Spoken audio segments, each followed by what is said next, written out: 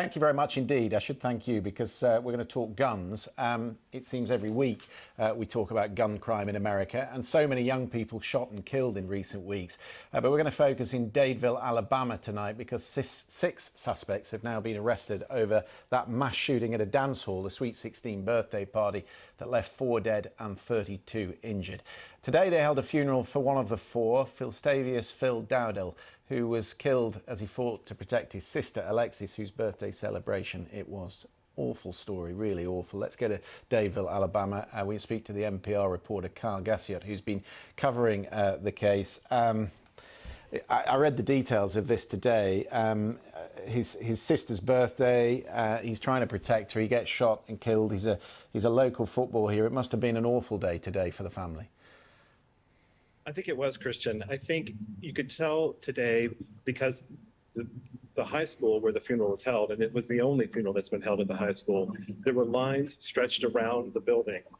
People dressed in black and gold, which is the high school colors, and some in white, because when I asked, they said that they thought of Phil as an angel. So they were there to give their love and support to the family. What is the community saying about gun reform? Obviously, you know, it's a Republican majority down there in Alabama. Is there any sort of conversation, active conversation around this funeral today about changes in Alabama? Yes, Christian. Just in this past week, the Black Legislative Caucus here in Alabama held a press conference. They had originally scheduled that press conference as a reaction to the Nashville shooting, but when Dadeville hit and was so close to home, they came out and announced some efforts for new gun laws, for new red flag laws, which would keep guns out of those who might be considered more of a risk.